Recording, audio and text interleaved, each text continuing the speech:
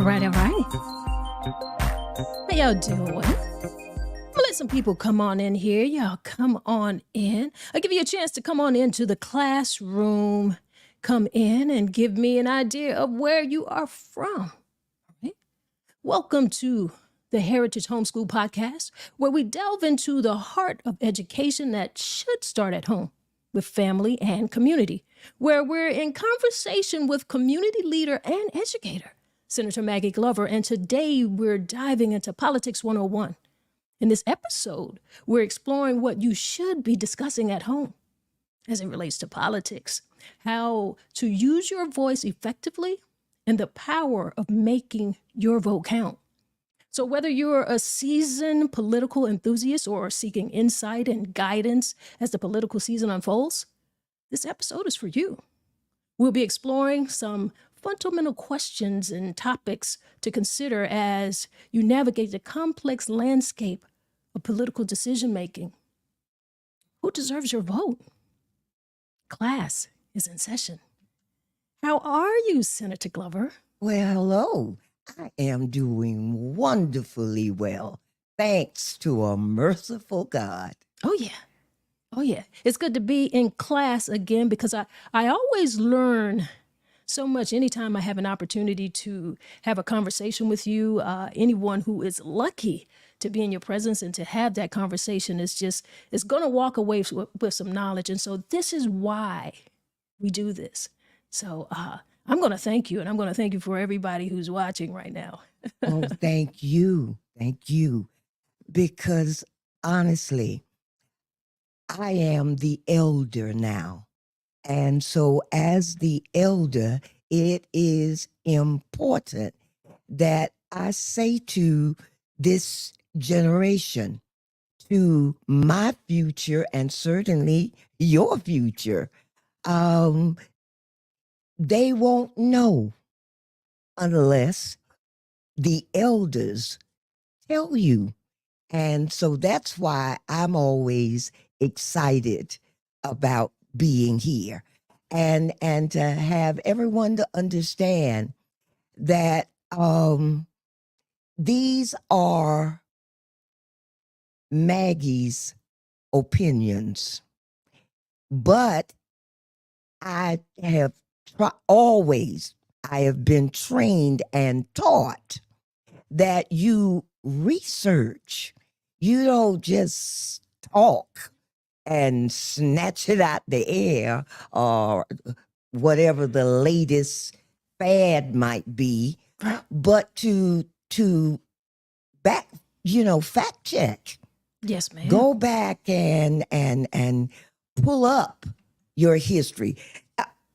Technology is an amazing thing, because what I used to have to literally go to the library, go to the catalog section, and find what I am, the subject matter I'm looking for. And today, you just pick up your phone and Google it. A fact check is like that. You can do it while you talking. And I tell you something, I don't, that can be a good thing, but we're also seeing that could be a not so good thing because journalism isn't quite the same anymore. Like That's you say, a fact. You brought up fact checking, and we've got so many people who have an opportunity to a microphone. And so they take this microphone and they take this opportunity and they're just out here and they're just putting information out here and they're not even sure. And they're repeating the same, they're repeating what another person did and they didn't even fact check. So thank you. Yes, that's what I mean. Because in Politics 101, what your hostess has just said to you, young brothers and sisters, and my generation of elders, that's exactly what's going on. While you're Googling, and make sure you know your sources, because in this class right now, we've got a candidate who his entire life has made up and put into the air whatever his thoughts and opinions were, and knew that if he repeated them long enough, and if he certainly got some other media source to also repeat his story, they would soon be taken as fact. And that's exactly what we are seeing with us today. So, Madam Hostess, thank you. Your point well taken. All right. Well, definitely I feel like there's so much that we could talk about. And I feel like young people are at a very critical time right now. We see a lot going on college campuses. We see a lot going on with young people, being discouraged, and also they're being, they're following the lead of what they're hearing on the internet, and they're being like influenced by some of this noise out here. And so I feel like a lot of the times they aren't having political conversations at home. They really don't understand the importance of their voice and of their vote. So somebody needs to kind of educate them a little bit, or at least get them to a point where they might look up and do some of the homework for themselves. So just touch a little bit on that and let young people know how important that is. It's like they hear it, but do they really know? Yes. To this listening audience, this year, this November, I know you've heard it on several occasions that that these people are going to say and do whatever they want to do. My vote doesn't count, and hey, they're going to take it, and whoever they want to. Yes, yes, yes, yes. The answer to all of that is yes, particularly when you have an audience, when you have people who find it much easier to just find an excuse and rest on it. Yeah, that sounds good, and then now I don't have to do anything. There are others who agree with. No, we don't have that kind of time, babies. If you don't vote this November, all you have ever known called democracy is on the line, baby. They intend, as another elder, the late Maya Angelou, told us years and years ago, when a man tells you and shows you who he is, believe him. Believe him.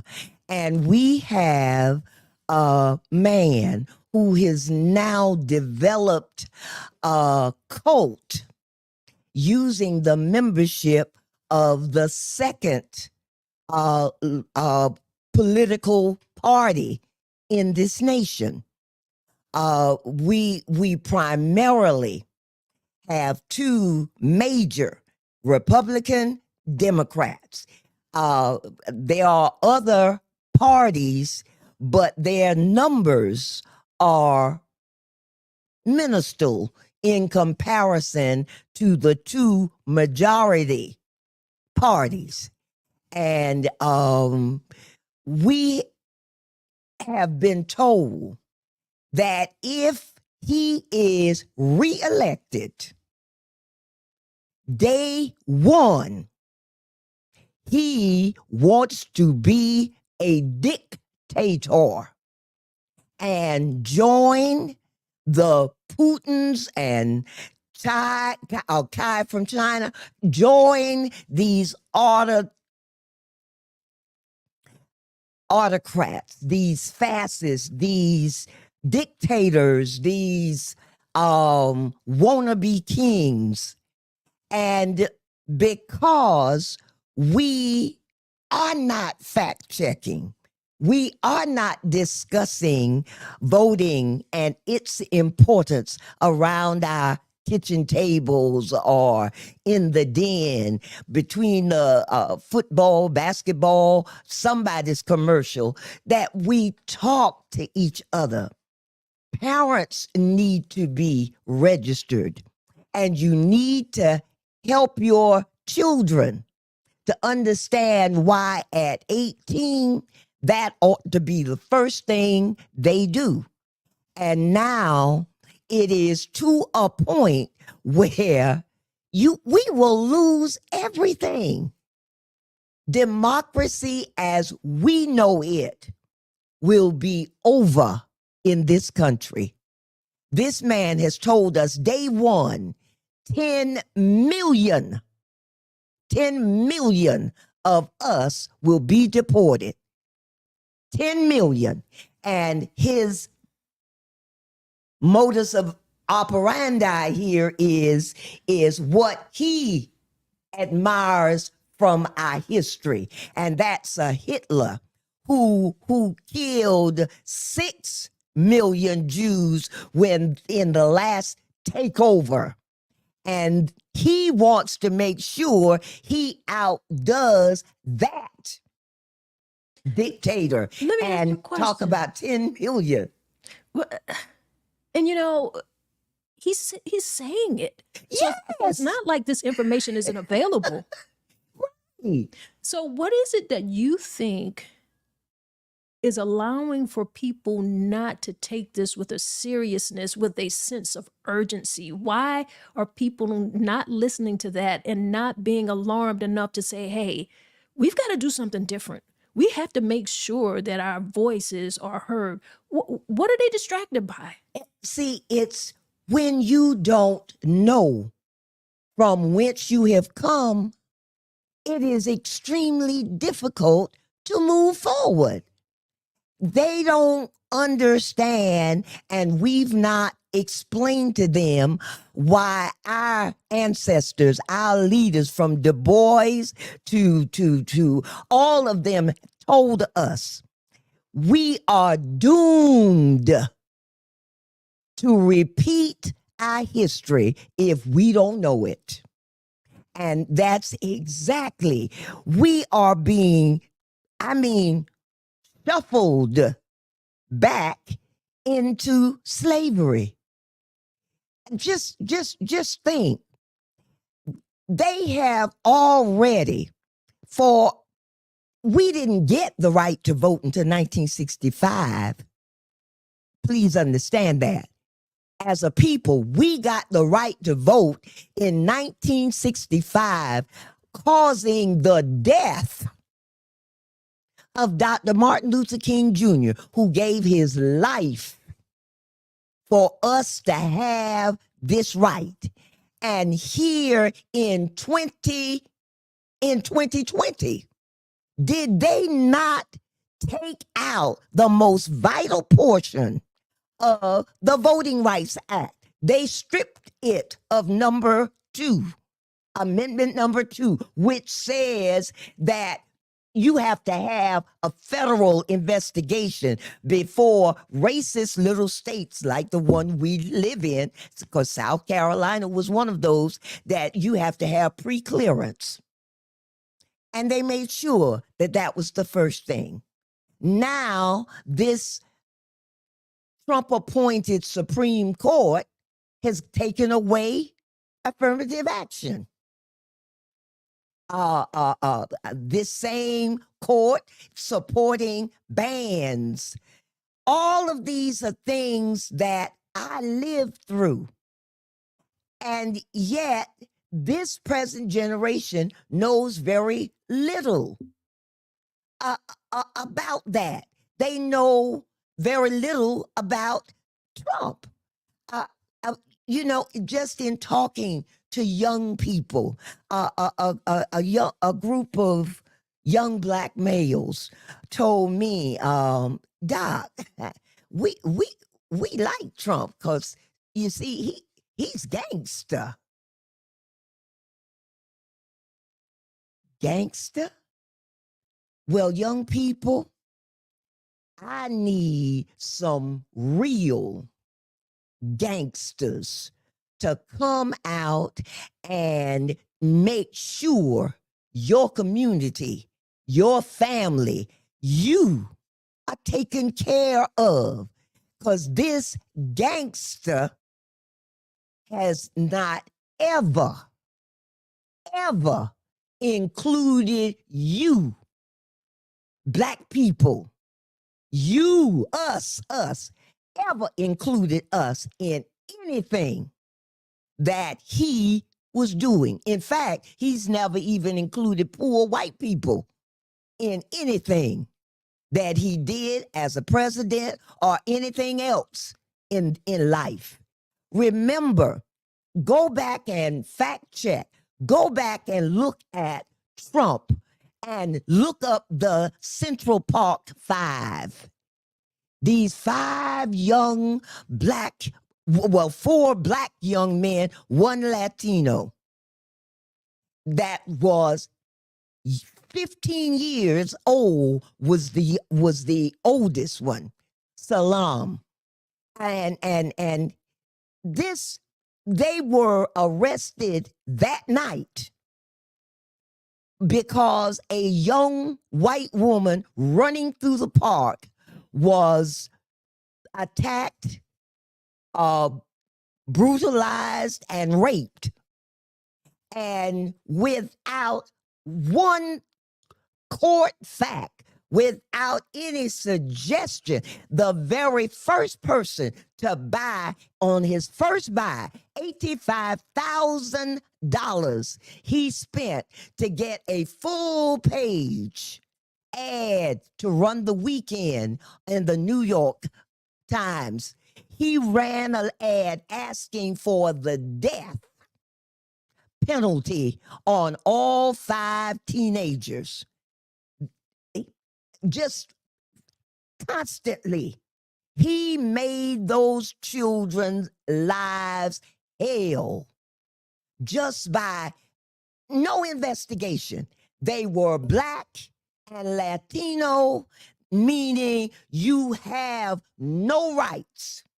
You have no business even being in this country. And to dare touch a white woman, and he did this day in and day out, almost $1 million he spent asking for the death to just pick them up and kill them. And even after, they had, been exonerated many years later, he still will not apologize. Absolutely. So he shows us over and over who he is. So without question, we cannot say that we're not aware of who he is. We cannot say that we're not aware of his agenda. And that is one thing. That is one side of this political race that we have going on right now.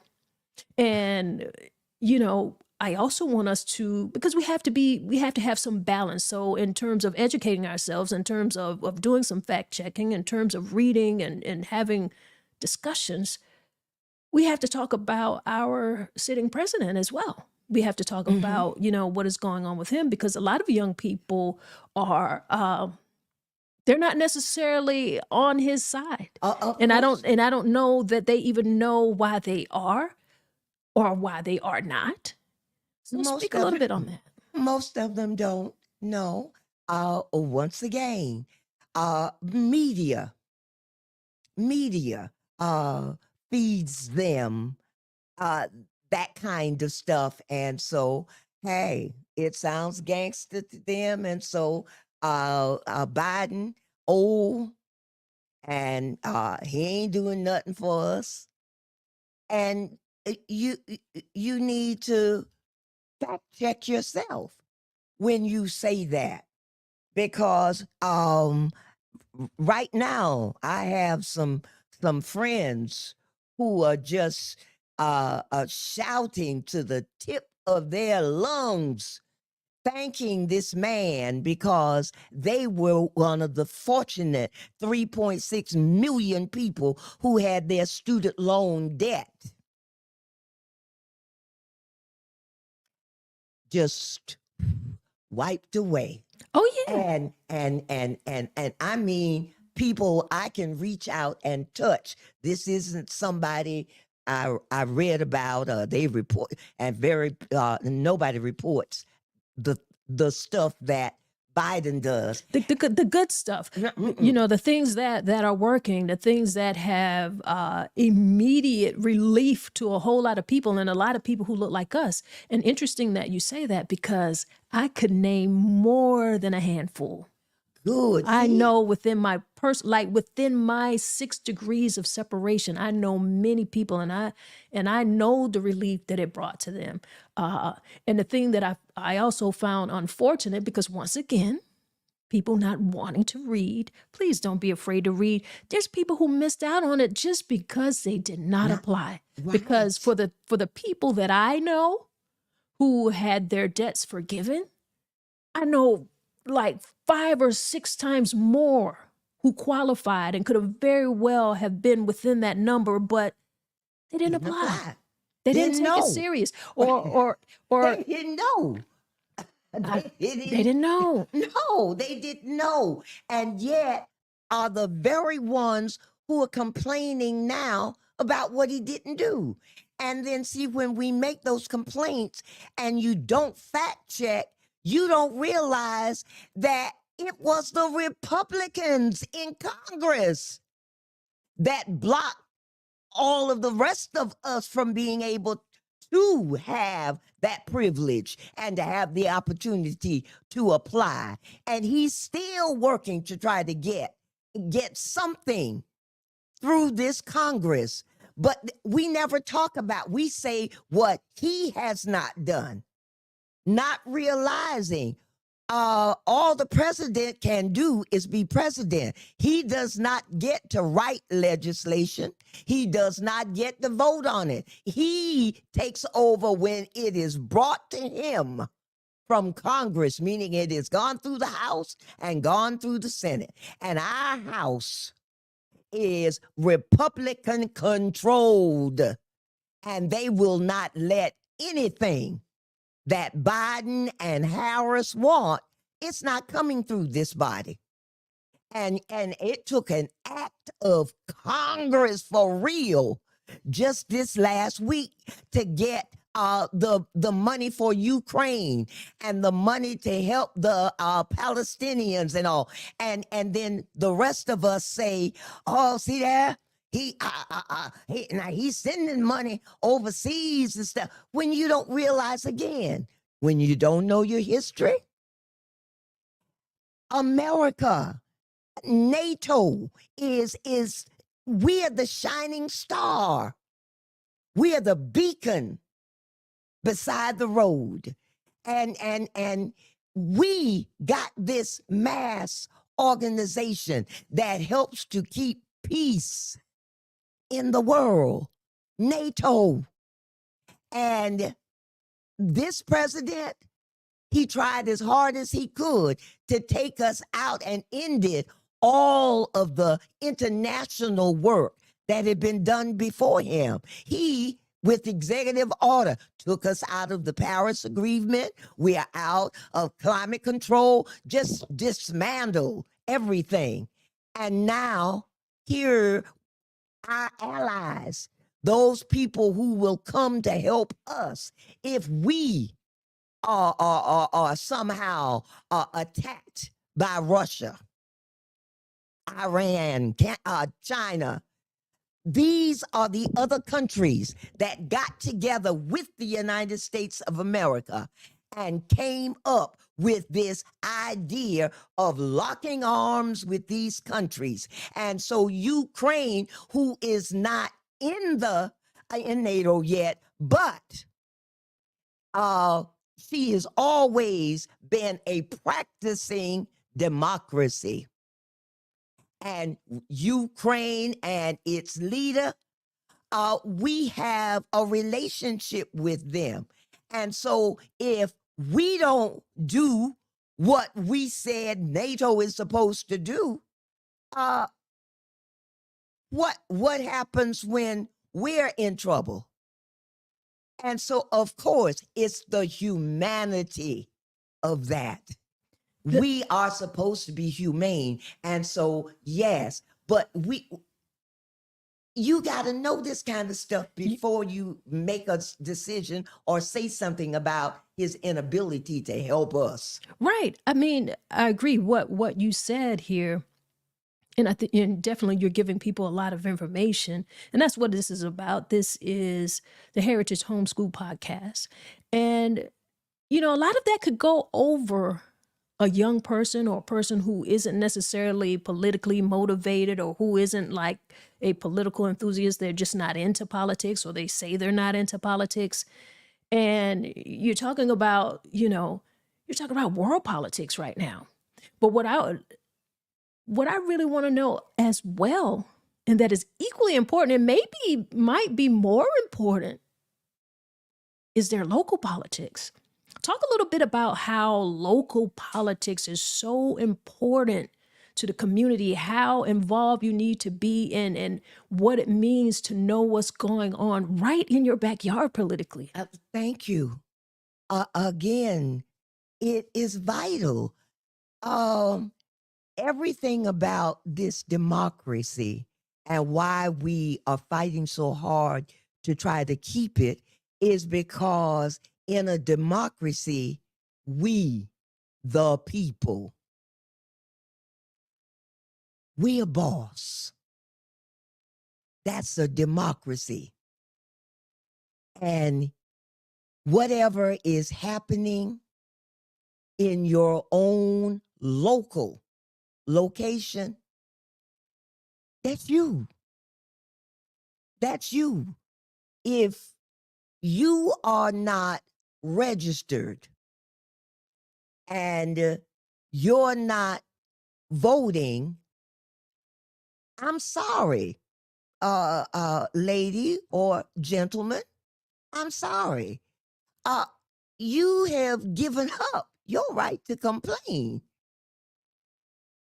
No, because if you are not participating in what makes your community operate, then no, I'm not interested in what your complaint and the problems you're having, because you want to sit and do whatever you want to do and put me to work to come and correct your. No, I mean, you've got to participate. You've got to, and I mean, every individual of age, mhm. you need to register in the morning. Yes. You need to have your card so that you can say to anybody, if you're in the grocery store and you got a complaint, with your voter registration card, you now have the ammunition you need to be able to go and say something. Right. Hey, It's about representation. thank you. It's about Thank representation. you. And if you can't vote, and your family and all are doing is just complaining, no, that will not. And you may be in the 10 million march right on out of Florence because you didn't pay attention. Well, I tell you what, the thing that's really interesting to me as well is a lot of the people who complain and who say, well, they're not doing anything for me. And whether that is the president, whether that is their mayor, whether that is their councilman, whoever it is that they feel like is not doing anything for them, I think they need to be able to make the connection to know that you are responsible for that representation. Even if you do not vote. You have voted. Right. You voted for whoever won. Right. Absolutely. And it doesn't matter whether you wanted that person or not. And we have to, some way, and I don't know how. I'm trying my best this is what we're doing. I'm trying my best to help people, and particularly young people and people who are just disenfranchised, to realize like you are responsible for that representation. You get to choose your leaders. You are part of that electoral process. And that's on every level of government. You have an opportunity, particularly in your, like I said, in your backyard, Yes. within your local elections, on your school boards, on your council. You get to ask questions. You get to, you're right there. Set up a meeting, call their office. You got to. Right. Why are people not? What do you think what is the fear? What is that wall between people in the community and their representation? Like, why are they not asking questions? Why are they not having conversations with each other? Because for me, whenever political season come around, personally, I'm just not with this politician who's getting ready to show up in church to give these speeches and campaign, who's getting ready to give some kids some hot dogs or have a fish fry. You're not getting my vote like that.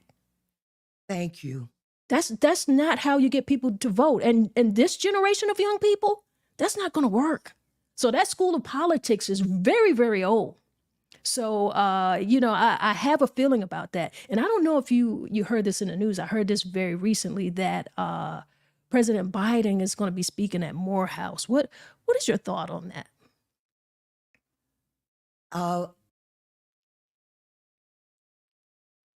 I don't have a problem, and I'll be quite honest. I don't have a problem with whatever Biden and Harris does, or what they do. I'm sorry.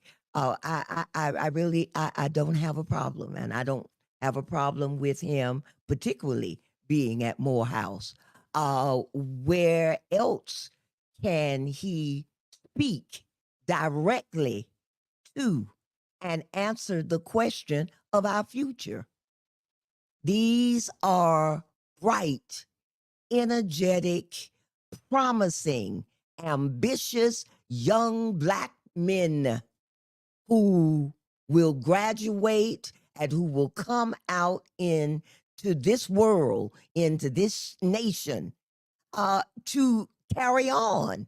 And so why not? Who better for him to talk to? And because I promise you, if he didn't go, what would they be saying? Woo! I tell you what, I could hear a pin drop on that, and not just here on the air, but in a many a household. Because I've heard quite a few people speak on this, so I really wanted to hear you. So thank you for sharing that with us, because you didn't have to. Yes, but and again,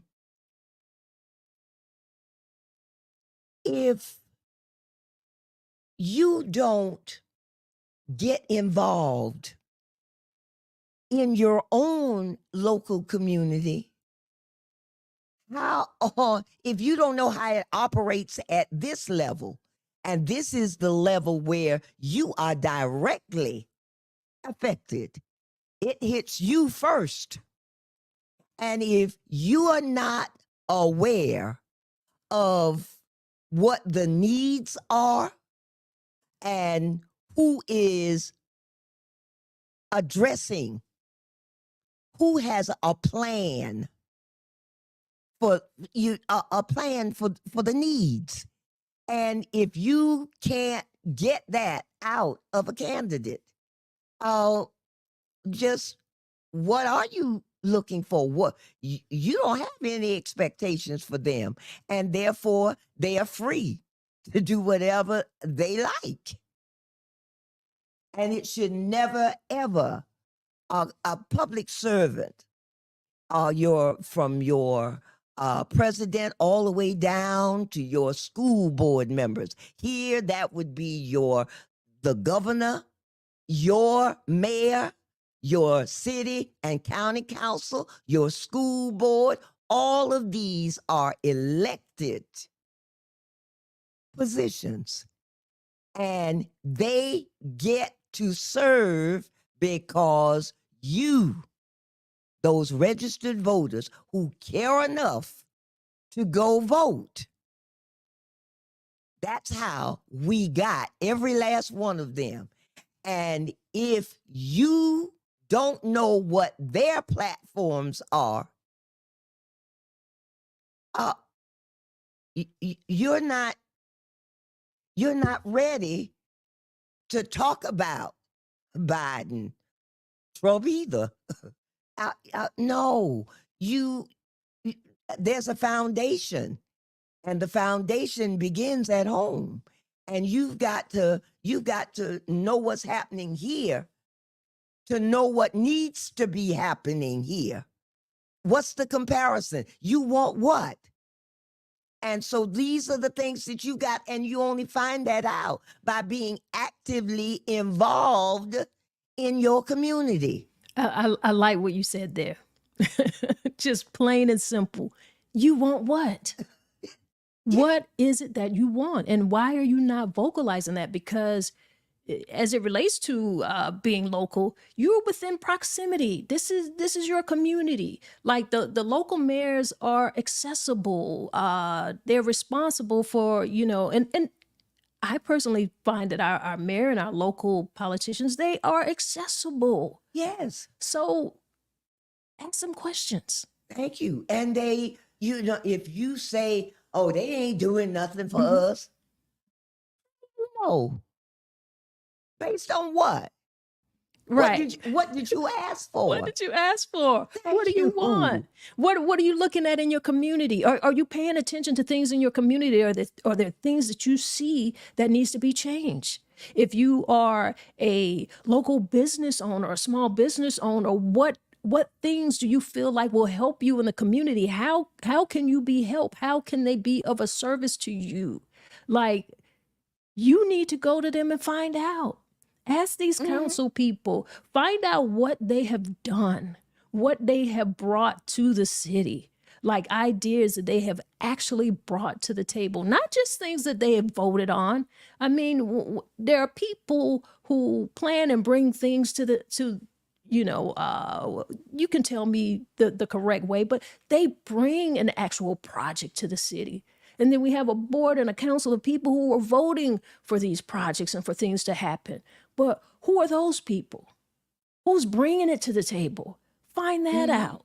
I just feel like there's some very simple questions that could be asked, and people aren't asking them. No. I think it's too easy, and I think it's very much a cop-out to say that they aren't doing anything when you aren't asking for anything. And thank you. And when there are neighborhoods and there are people who are getting things because they are voicing it. They're not letting their neighborhoods go down. They're not being quiet about it. They're being vocal about it. They're going to talk to their representatives. They're making them aware. And that's why they are getting the things that they need. And you get to do that too. And please, silence is consent. If you say nothing, they believe that they didn't ask for anything. So you're satisfied. Right. And so they don't pay you any attention. And if they, please understand, every vote is counted. And if you go to South Carolina .voters.com, .org, you can pull up every precinct in Florence. I can tell you exactly how many people are registered, how many voted in the last elections. These are the kinds of things that you need to, as I said earlier, Google that. Find out what's going on. And now that the city of Florence is now almost 49% Black. Yes, ma'am. And we have a Pre- Black mayor and a predominantly Black city council. and city manager. Yes. So who are you going to blame it on? Thank you. What did you ask them for? Do you even know who they are? You know, I laughed just now because it's just the way you said. You was like, Google that. Yes. I need them to. That's what I mean by fact checking. It's right there for you. You can know exactly what's happening and what I need to do in my own local elections. If you look at the data, uh, you will understand what just happened in South Carolina and the nation here in Florence County. Gerrymandering of these districts was real, young brothers and sisters, my old brothers and sisters. It was real. If you go get your cards and stuff now, and you do need to check that to see where do you vote now? What's your voting precinct? Well, because if you check now, I guarantee you, my school board seat has changed. What about yours? I looked at mine and saw I had a different number. And did you please look at yours? They redrew lines. Right. And honey, it was not pretty what happened to us. But because most of us not paying that any attention, and no, I sincerely mean, if you are not aware of what's going on around you, if you're not looking at the news at least 1 hour of the day, find out. I mean, come on. You cannot just complain. That's wasted breath and time. Just think, if you truly knew what to complain about, how much further all of us would be. Go back and see what the civil rights movement in this country was really all about. And it was about Black folk, state to state to state, organizing. And I do mean long before there was a computer to be even thought about. We were in tune, word of mouth. When Dr. King got started down in Alabama, that word got to us. And we, as a people, lend our support even from here. And when we got the right to vote, we registered. And now all of that is being reversed. And I honestly I'm very, very concerned because I think that we are going to play ourselves cheap. You know, and I know you know this because this is an old saying. Like it seems as if it's like we take one step forward and we take two steps back. Thank you. You know, and I just don't know how serious people are taking it. And like I said, whether that is on a national level, whether that is on everyone's local level.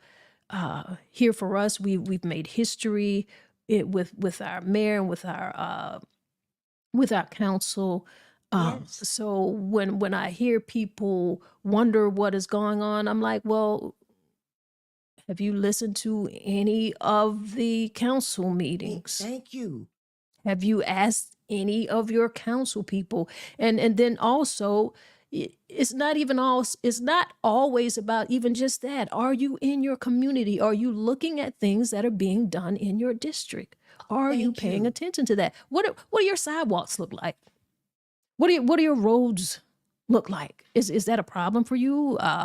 Is there issues in your neighborhood that you feel like can be dealt with, like just right outside of your front door?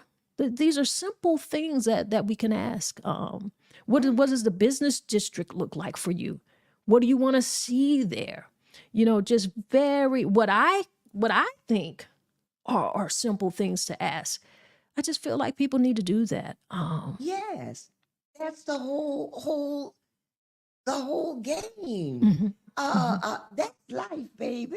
Right. You got to do these kinds of things. Otherwise, you will spend every day of the rest of your life complaining. And to my knowledge, uh, it hadn't gotten you anywhere. It You hasn't. just had to the complaints. Right. I want to give people out here who happen to be watching, if you want to ask a few questions, if there are some questions that you have as it relates to politics nationally, locally, and not necessarily saying that we might have the answers here, but we certainly can have a conversation, because conversation is going to help us solve some issues, at least help us address some things, or help us look at things in a way that we probably hadn't looked at before. So if you got some questions, go ahead and start putting those in the chat right now. We'll try to get to those. Even if you have a few comments, go ahead and do that right now, and we'll just continue the conversation and bring them up if you have them. Very good. Yes. I listen. I don't know. I don't know. Even like, while our national election with our president seems to be very interesting, I'm going to say even our local politics right now happens to be very interesting. So Yes. I'm wondering what's going on with that. I feel like there's questions that need to be answered. I don't know if I hear you say yes. Is there anything that you'd like to say on that? Well, no, I would like people to follow the instructions that they have been given to you tonight. You need to ask, what's going on? Why? For all of the seats that are open now, when was the time you asked one of the candidates, uh, what's your plan for us? You're running for the seat for what reason? What do you for my vote? What am I going to get? How does voting for you help me and mine?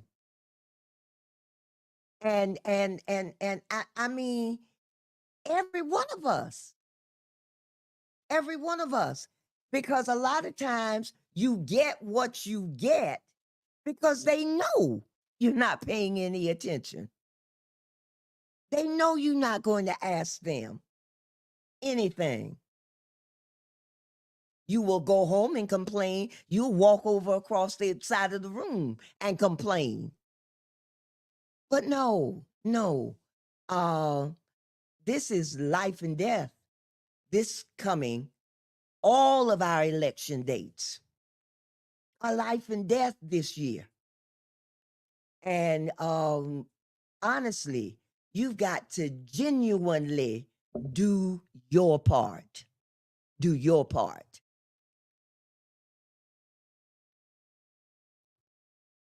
I mean, you've said it. You've laid it out for them.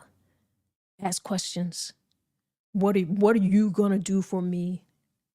Mhm. What is my vote worth to you? What have you done? What do you plan to do? Because I just feel like, and it's unfortunate, but Trump as a candidate, Trump as a former president, I feel like he set a precedence of You don't really have to be qualified to be a you. politician. And so people are just running for offices, and why? Like what have you done in your last position or within your career that really sets you up to be a good candidate for this? Thank you. And please, uh, that's another thing Trump has done to this country. People run for office now because I want to. It is not about, do you know what to do in that position? What what do school board members do? What what is, what's city councilman? What is a county councilman? Mayor? What do do you know? Because see, that was the problem with good brother Trump. Not a clue about what a president does. Why do I say that? Because just today, here is a man that twice impeached. Wow, president. Twice impeached. Then you are now a convicted rapist and sexual assaulter. Ought to be on the sexual predators list. And you have now been indicted. Started out with 91 charges, reduced to 88 for conspiracy and causing January 6th, when democracy was attacked in this country. And now you, with all of that, you are a candidate for the president of the United States of America. Once again, Anybody anybody can can run for office. You Yeah. can run for president now. It, If that's the standard. and clearly, I mean, it is. There are people there are people who are, supporting that. I see we have we have comments coming in here. I see Mrs. Bequilla Irvin Cannon. She says, for name recognition and because I was asked to do. So she's making a comment in reference to why certain people run for office. Like, why are they doing it? Like, what's the reason behind it? And she's making a very valid point. Some people Yes. are really doing it for name recognition. And I don't think for someone asking you to do it, I don't necessarily know that would be a good reason, but it happens out here. Yes. It She's does. exactly right. And you also said, we're talking about the charges with Trump here and how some of them have been reduced.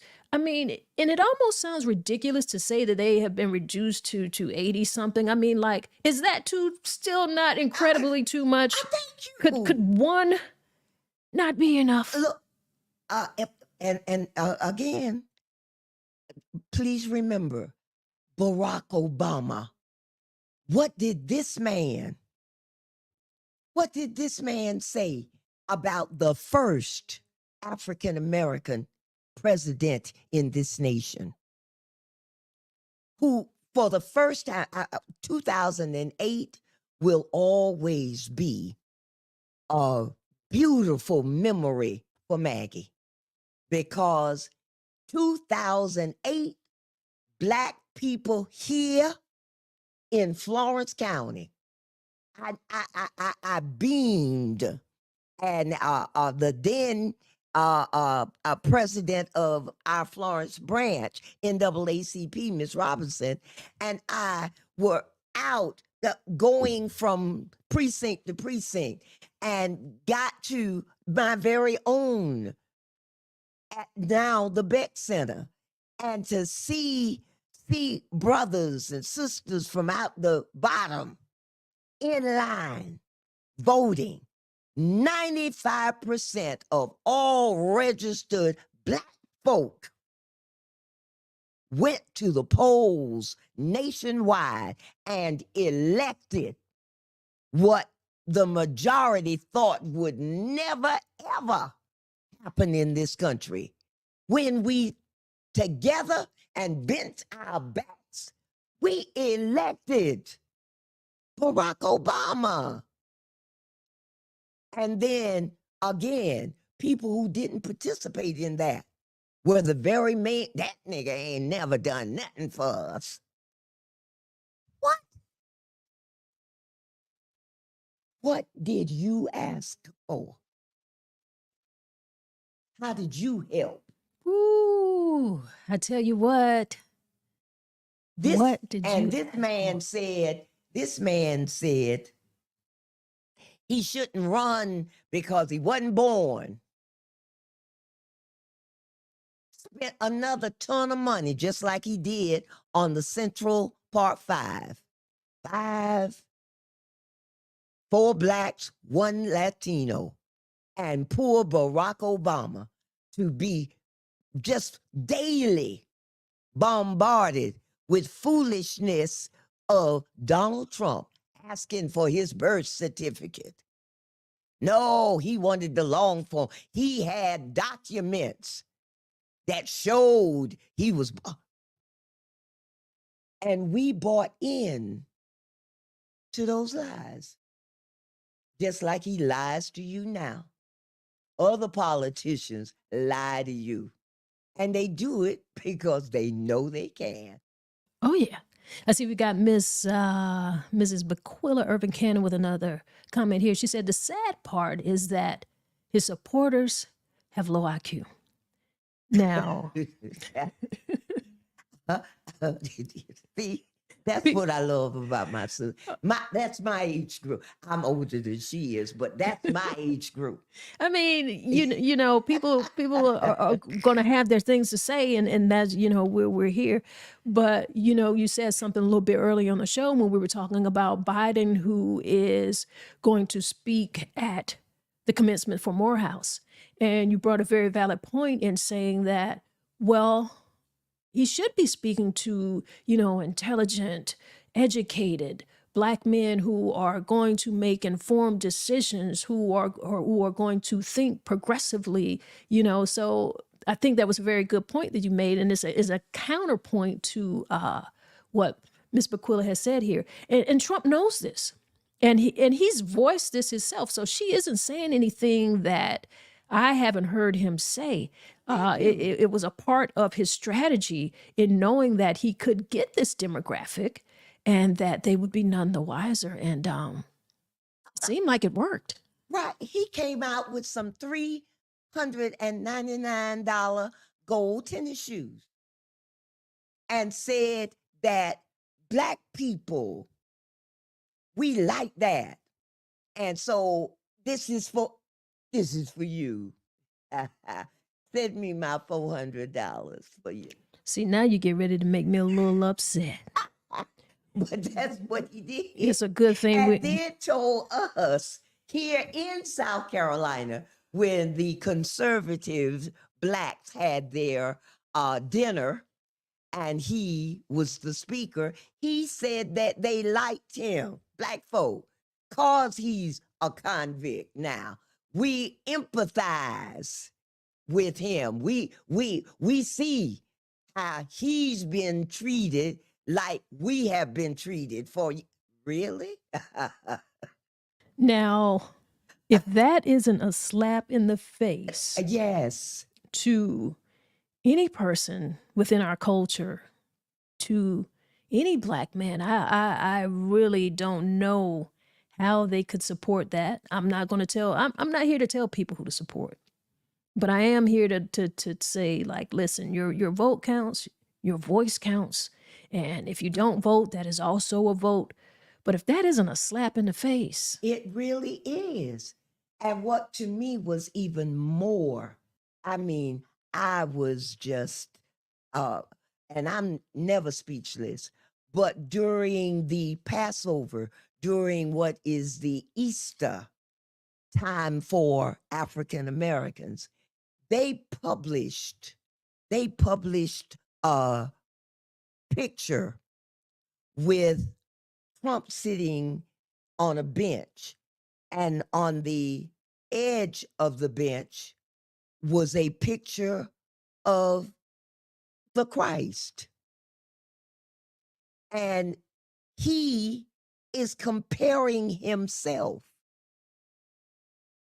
to the abuse, he said, that Christ went through.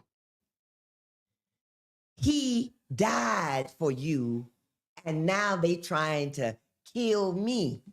Listen, I mean, I I sometimes know I'm somebody speechless. else saw that beside Maggie. And And then, because the next day was Nelson Mandela. but here the ridiculousness. But you talked about the sneakers, right? Yeah. You talked about the fact that he wants to relate to our black men by saying that he's being bullied, he's being he's being prosecuted, so he can relate in that way. But this one got me too. You brought up the Christ thing, but the man is thumping Bibles. He is selling Bibles. Gold, 16, and this is the man who running in 2016. Again, look it up. Fact check, Maggie. But he campaigning went to the evangelicals, and they asked him as part of his interview, had he ever asked for forgiveness? And this man looked at them and said, for what?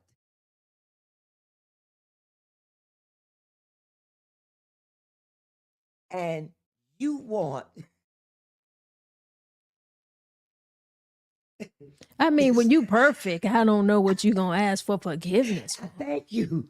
But the evangelicals, these Pence's religious order, his congregationists, the evangelicals, and you would still support a man who blasphemes the very God you say you want to worship and us, Woo! I tell who you. says 2 Corinthians to let you know he has never ever opened the Bible. Remember, with the upside down Bible in front of the church. I was just about to say that. I was just about to say he's selling Bibles, and we saw him with an upside down Bible. I mean, but you know what's really interesting is that, and I know our time, my time here with you is really up. But I will say this: he's got parts of the Constitution in this Bible. So think about, like, how does he get to decide? How does he get to decide this? Dictator. He's letting you know. You will. Well, he's told you if he is reelected this time, that's it. You won't elect another one. Then he becomes the man he always wanted to be, which is Putin Jr. Oh my goodness. Yes. I gotta read this last comment, and then we'll bring this conversation to a close. We'll put a pin in here. But Ms. Aquila says you cannot make this stuff up about the Republican candidate. Next thing he's selling is takeout barbecue sandwiches and Pepsi Cola. Exactly. Or and he'll be in your neighborhood. Yeah. And we'll be running down to get it. or he want to have a fish fry for us. Thank you. Get With out lots of of here. beer and liquor in the you got to go to the end of the truck to get that. But they did this. They've always done this in our community. And so now you got to go back and find out what motivated a Malcolm, what motivated a Martin, what motivated all of the Panthers, what motivated them to get involved in their community and its operation. Well, hey, it comes with something very simple, Miss Senator Glover. Something very, very simple. What? Caring about people. Caring about people. Thank you. You know? Thank you. Yeah. You don't just run for office. But unfortunately, we do know that there are politics who are out here politicking. But they're very obvious to us. And what's so incredible is that they think that we don't see it. But like I said, we've got a different generation of young people now. So some of those things that politicians have been able to get away with in the past, I'm not so sure that they're going to be able to do this again. And I hope I am right about that. We must pray for that. Yes. That our community will wake up and use the strength that God has blessed us with. Mm-hmm. We are now 48%. There is nothing. And women, my sisters, we are 51.9, rounded 52% of the 48. That's us. We are clearly the majority. And we have got to not squander the blessing. Come together. Let us coalesce as our ancestors did. It didn't matter what state they were in, what community they were in. They came together. And we marched on Washington. We marched on the State House. We boycotted everything in South Carolina, made them lose their sportsman money because Black folks said, we will not continue to support anything here until you take down that Confederate flag. It's down, ladies and gentlemen. Yeah. And it's down because you did what your ancestors showed you how to do. Absolutely. Absolutely. All right. We could talk a whole lot more. Oh, gosh, yes. And I do want to thank you for just kind of shedding a little bit of light on this Politics 101. And we could have several conversations because everything that is going on right now, like I said, we're in a political season. You need to know what's going on. You need to have these conversations. Have these conversations at your kitchen table, like you said, in your den, whatever gatherings you have. Listen and do the research. What did you say, Ms. Senator Glover? Google that. Yes, please. Please. All right. I want to thank everybody for joining us. Thank you for not finding it robbery to be here with the the Heritage HomeSchool Podcast. I want you to join us next time as we explore this intersection of education, family, and community right here at Heritage Homeschool. So until the next time, I want you guys to stay curious, stay informed, and keep learning. Yes. All right. All right. Thank you so much. Thank you. Continue to be our vessel.